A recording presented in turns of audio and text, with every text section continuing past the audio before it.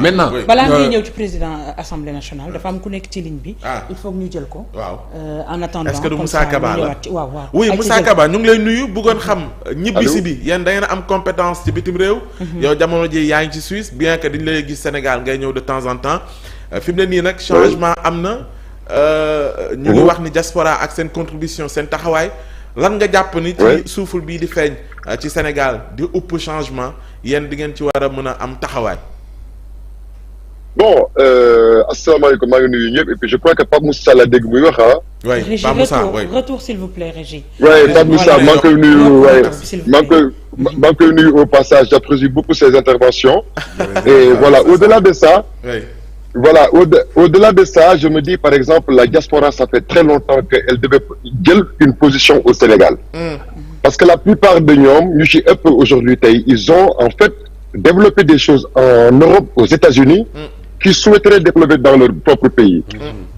Et donc je pense que changement bi am war a doon un changement je dis efficient parce que il ne faut pas que ñu ne Macky dem na gouvernement am rek et puis il y a le soulagement il y a un travail à faire sur le plan socio-économique sur le plan je dirais même ne serait-ce que social parce que je pense que à un moment donné il faut que les politiques aussi les politiciens am une sincérité de décortiquer le budget du Sénégal quant à sa masse financière et quant au projet yi nga xamante ne état bi engagé na ko ba mun a wax social aisément.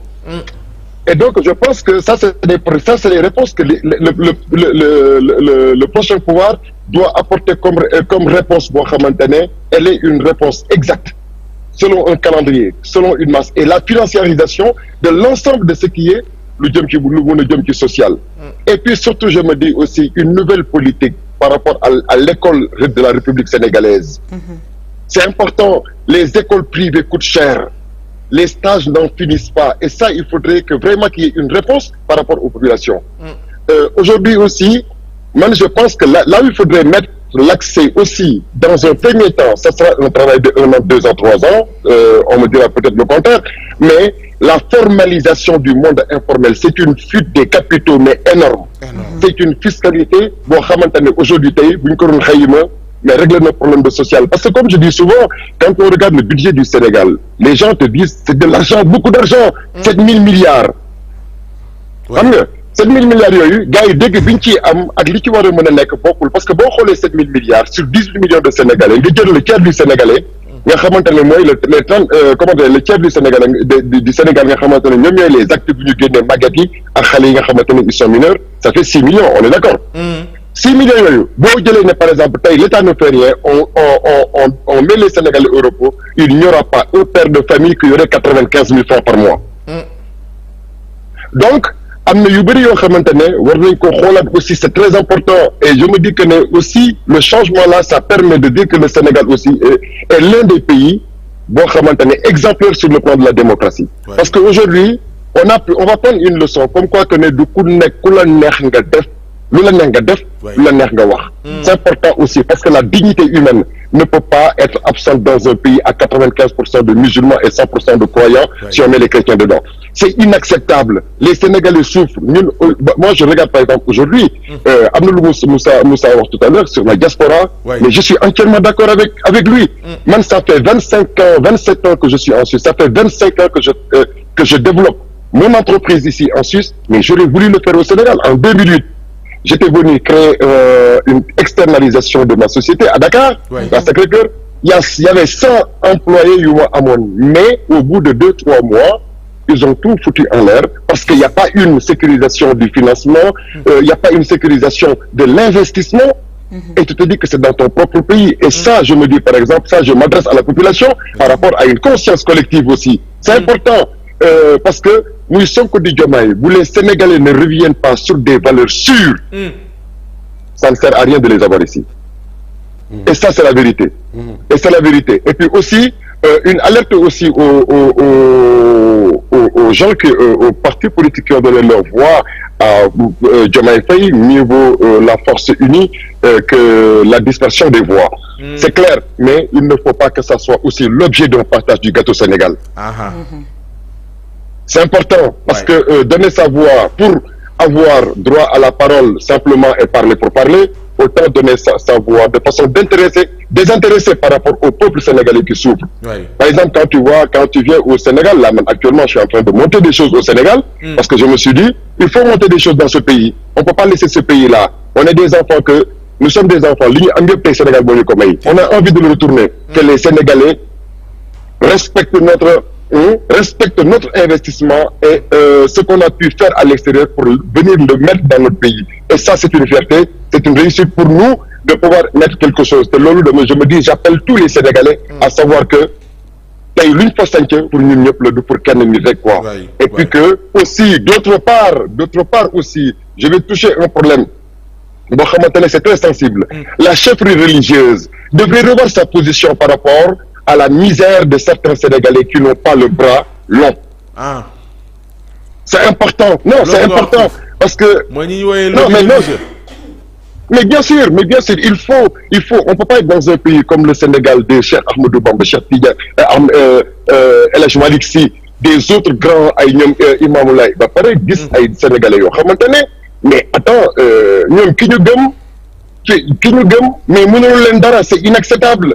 Et il faut aussi que ñu xamante par exemple que on vit une fois et puis pour avoir une vie décente il faut pour avoir une vie spirituelle il faut une vie décente. Et la décence de la vie ne dépend pas des milliards. Ça dépend simplement de pouvoir nga am loo mën a fajee sa soxla dundal sa njaboot gàcce bañ la def. C'est tout ça, c'est ça, c'est exactement ça. Et donc ça aussi on a un grand défi et moi je me sens heureux de pouvoir partager ce défi-là avec l'ensemble des Sénégalais et d'y apporter ma pierre à l'édifice.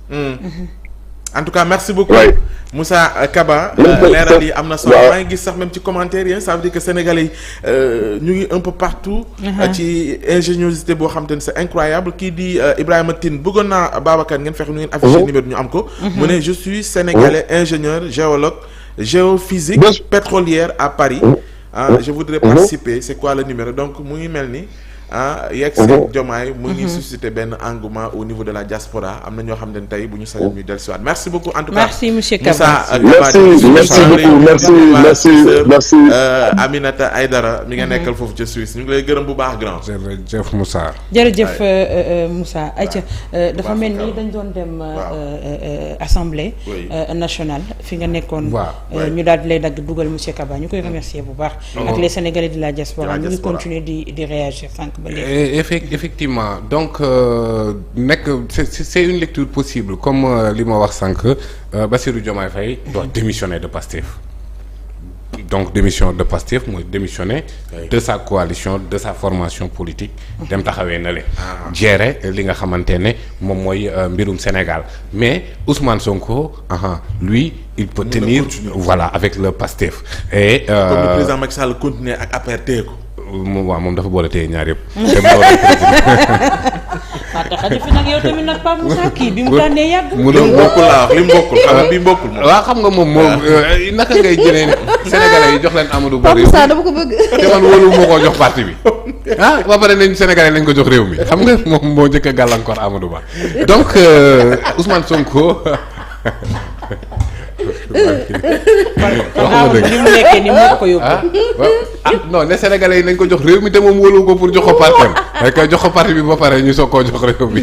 alors léegi nii ci benn tweet balaa ngay yeggal yi ñu ngi gis Madiambal mu ne Amadou Ba dina woo léegi kii nga xamante ne mooy Bassirou Diomaye Faye pour féliciter ko ci victoire bi nga xamante ne am na ko.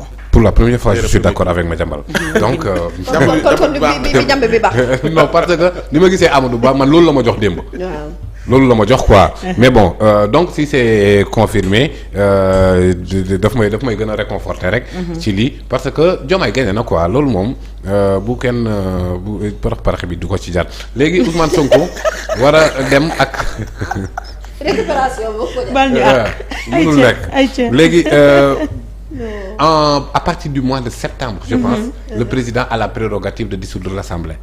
Et je pense qu'il va dissoudre et il doit dissoudre l'Assemblée. Parce que cette Assemblée aussi est catastrophique. am na ñoo xam ne tey ñu dee de. Oui, c'est l'Assemblée de Kouramaki, donc ça mérite la dissolution. waaw moom dafa noonu day xaru sax moom deewul ba tey. Ah, ça c'est une bonne nouvelle. Donc boo débarras, il y a pas de souci, on va pas regretter. Donc mais waxu fi defu fi lu baax. fii ma ne non ma waxuñu dañ koy rey de. moom Ahmed Suzanne Camara moo ne day reye. te ñoom dénoncé wuñ loolu. kon moom bu dee day xaru man bon débat rek laa ko mën a wax. bref donc kon Ousmane Sonko. Ousmane Sonko président de l'Assemblée nationale. Oui. Il a le profil. Il a le profil.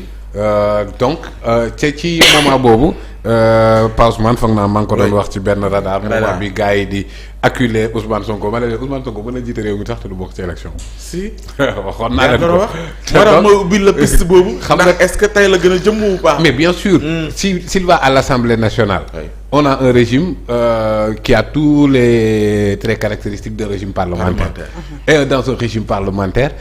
C'est le Premier ministre qui définit la politique de la nation. À la suite bu gagné assemblée moom mooy nommé Premier ministre boobu mooy définir la politique de la nation donc Premier ministre boobu noonu moom mooy président en vérité Senghor ak Mamadou Diallo lañ jote woon parce que dañ nekkoon ci régime parlementaire Senghor nekk président Mamadou Dia nekk président du conseil donc Premier ministre il a l'essentiel du pouvoir il définit la politique de la nation président bi meuble rek la. On peut se retrouver en 2024 ci même scénario. Bien sûr mais pour man Diomaye vaut plus que meuble.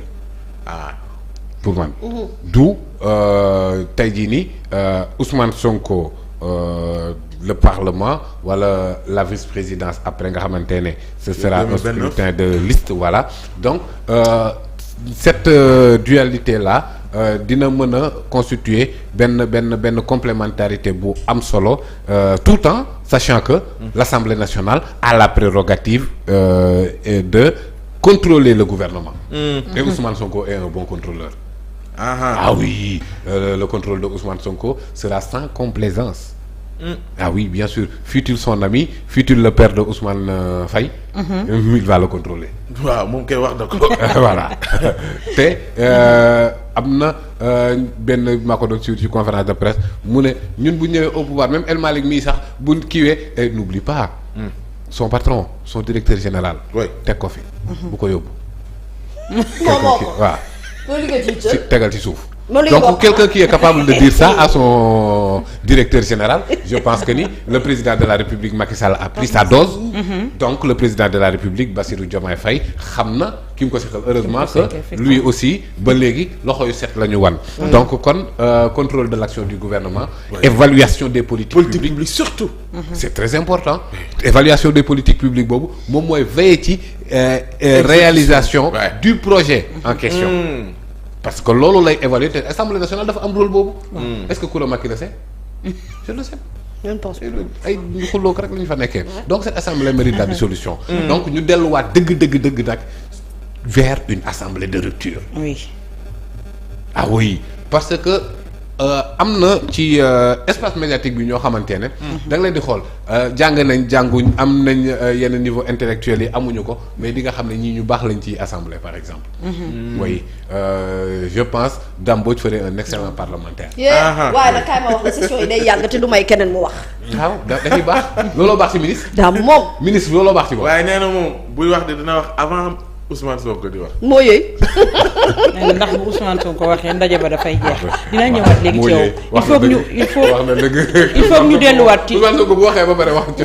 waaw saa yu waxee rek nee na mbir mi jeex. nee na moom daal dina lijjanti burux lu dugg ba njëkk koo wax. waaw ndax problème bañ a am boo ko mujjee wax kay moom doo ko déglu ku la doo ko teg kenn. ñu ngi koy nuyu bu baax Dame Mbodj. dëkk bi xam naa ni du ñàkk dinañ ko am ci plateau bi. mais pourquoi pas mu janoog ajaratu Mimi Samb loolu mënta ñàkk. waaye ajaratu il faut ñu delluwaat tuuti ci élection yi ak aussi résultats yi nga xamante ne doy na waar ci ñenn ñi nga xamante ne ci wàllum politique amoon nañ ci doole mën nañu citer Idi. Khalifa Gakou déema lim par benn. est-ce que c'est pas une triste fin. déema limal par benn na bu damaa bëgg waxtaan bi faatu na. Khalifa nga ne. Khalifa Sall nag par contre. mais Pape Moussa est-ce que Khalifa Sall moom démb moom amul la surprise de sa vie. non parce que naa bokk rek ak nu ma mënti bokkee voilà. naa bokk rek mais en fait ndeysaan bii nii xam nga ne kii bu yëgoon bañ a bokk. dëgg la.